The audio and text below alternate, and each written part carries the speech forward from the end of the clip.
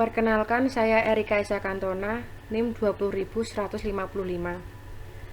Di sini saya akan mempresentasikan hasil resum bab 9, yaitu tentang proses manajemen strategis, mencapai dan mempertahankan keunggulan kompetitif.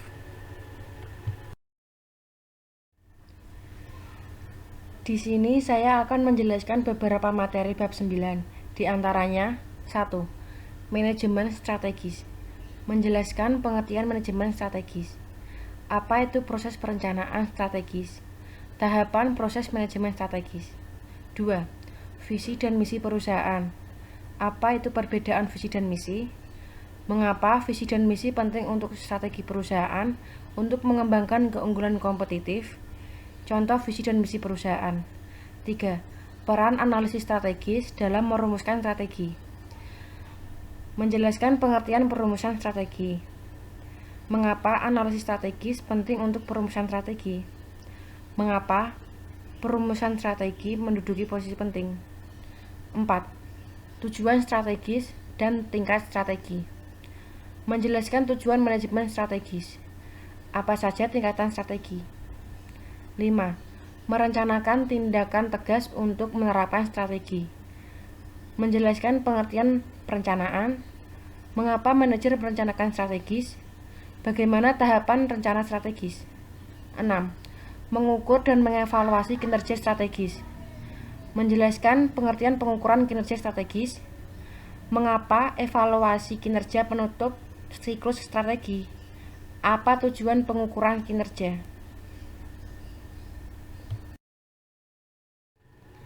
Manajemen strategis.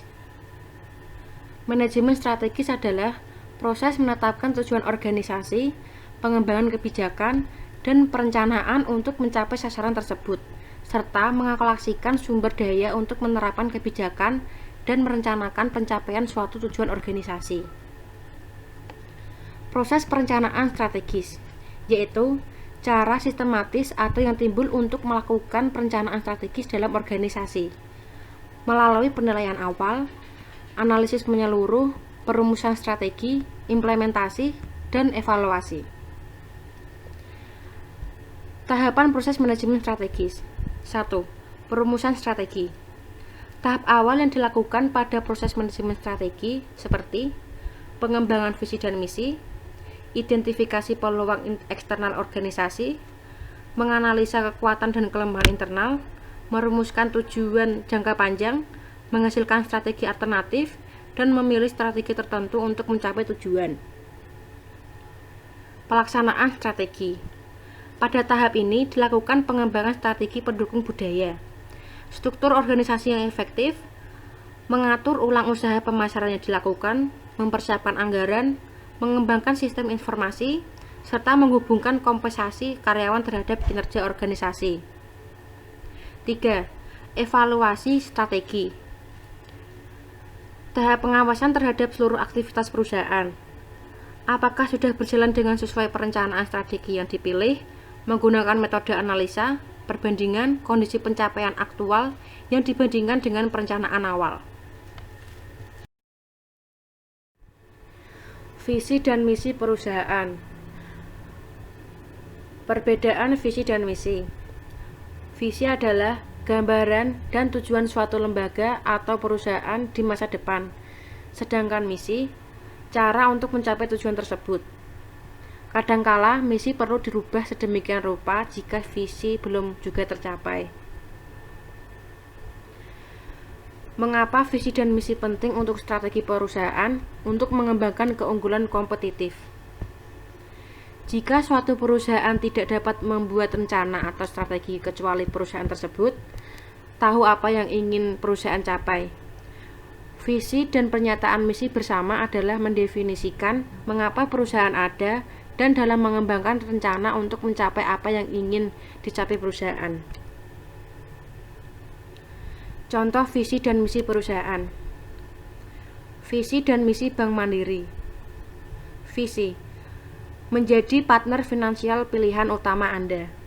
Misi: menyediakan solusi perbankan digital yang handal dan simpel yang menjadi bagian hidup nasabah. Peran analisis strategis dalam merumuskan strategi. Perumusan strategi adalah suatu proses penyusunan langkah-langkah ke depan yang dimaksud untuk membangun visi dan misi organisasi, menetapkan tujuan strategis dan keuangan perusahaan, serta merancang strategi untuk mencapai tujuan tersebut dalam rangka menyediakan customer value terbaik. Mengapa analisis strategis penting untuk perumusan strategi? Karena untuk memahami lingkungan kompetitif perusahaan, analisis strategis dari lingkungan eksternal perusahaan dan lingkungan internal memberikan manajer gambaran yang jelas tentang apa yang harus mereka kerjakan dan juga apa yang perlu ditangani ketika mengembangkan rencana untuk kesuksesan perusahaan. Mengapa perumusan strategi menduduki posisi penting? Karena digunakan untuk menetapkan strategi yang memungkinkan organisasi memasuki lingkungan makro dan lingkungan industri. Tujuan strategis dan tingkat strategi. Tujuan manajemen strategis yaitu 1.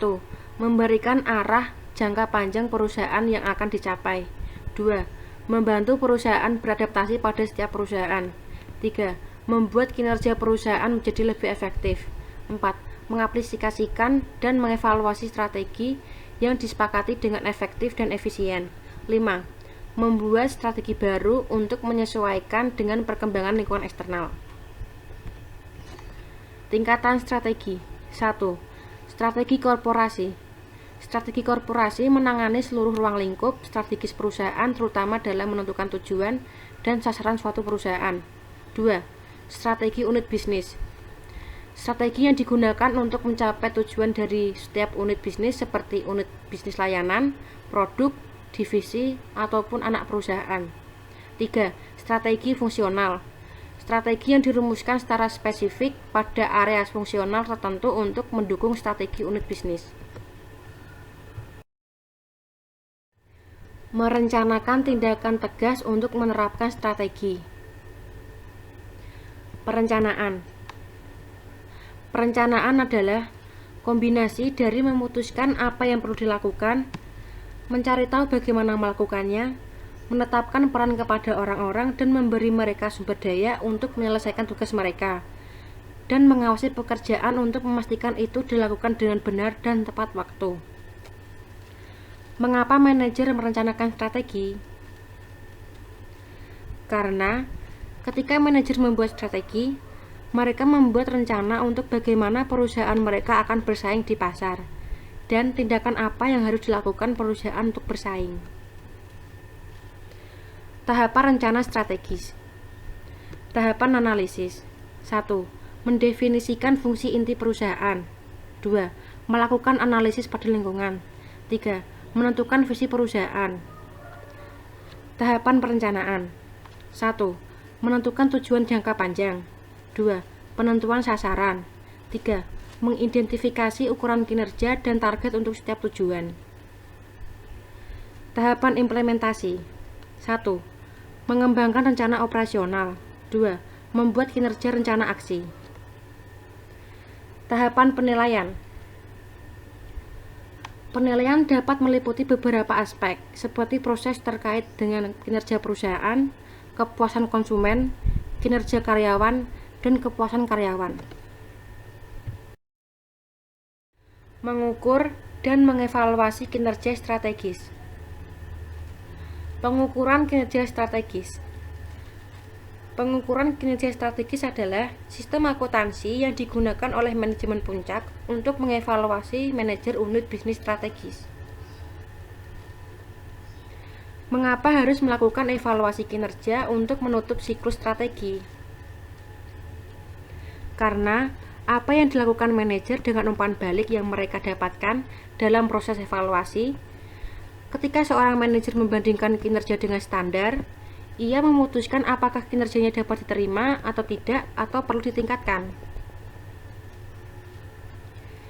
Tujuan pengukuran kinerja. Pengukuran kinerja bertujuan untuk memotivasi karyawan agar dapat mencapai sasaran organisasi dan mematuhi standar perilaku yang telah ditetapkan sebelumnya, agar menghasilkan tindakan yang diinginkan oleh organisasi. Sekian presentasi yang saya sampaikan. Apabila ada salah kata, saya mohon maaf. Terima kasih.